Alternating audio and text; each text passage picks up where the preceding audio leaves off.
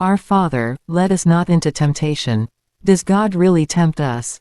Introduction. My dear friends, today I want to speak with you about one of the most beautiful and most profound prayers ever given to humanity, the Lord's Prayer, also known as the Our Father.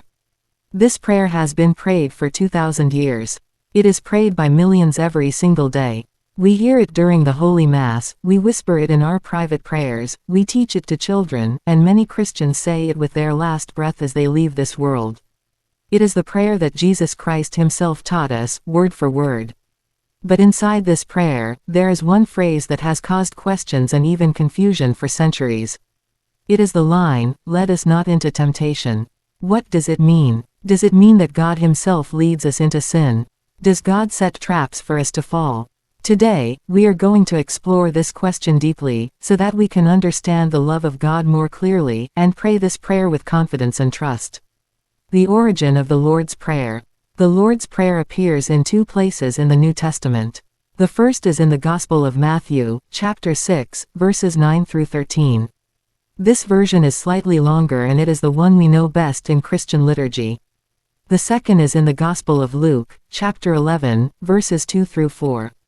That version is shorter, simpler, but still carries the same heart and spirit. Jesus most likely spoke this prayer in the Aramaic language, which was the everyday language of the Jewish people at that time. But the Gospels were written in Greek, so what we now read and pray is already a translation. This fact is very important, because the way we translate words from one language to another can sometimes change the feeling of the sentence.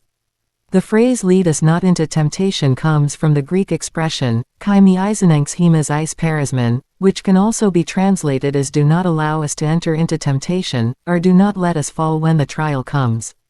Does God tempt us? At first, the words "lead us not into temptation" might sound as if God himself could drag us toward sin. But the Bible is very clear that this is not true. In the letter of James, chapter 1, verse 13, we read, "Let no one say when he is tempted, I am being tempted by God, for God cannot be tempted with evil, and he himself tempts no one." These are very strong words.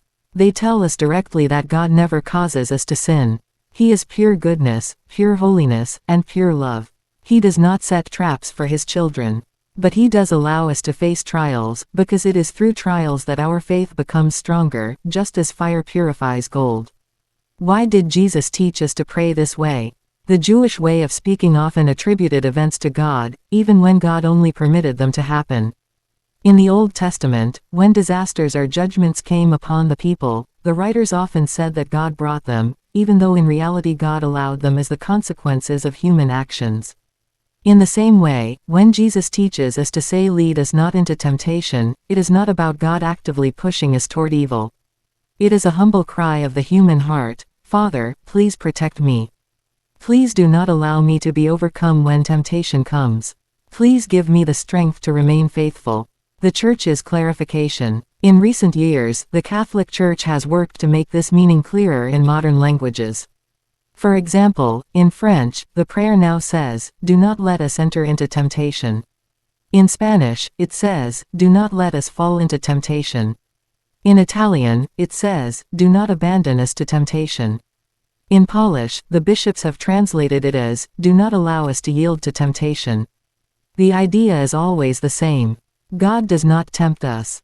God protects us. God is our Father who helps us in times of struggle.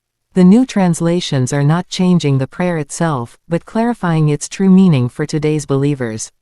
Why this matters? Some may ask, is this really such a big issue? Yes, it is. Because the way we pray shapes the way we believe. If someone thinks that God might lead us into temptation, then their image of God could become distorted. They might imagine God as a harsh master, testing us cruelly, waiting for us to fall.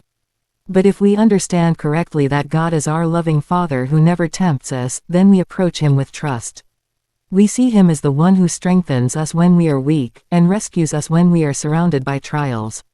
The spiritual lesson. This petition in the Our Father teaches us something very important about the Christian life.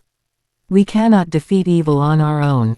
We are too weak, too fragile, too easily deceived. The devil is stronger than us, and our human nature is wounded by sin. That is why we pray, "Father, protect me. Father,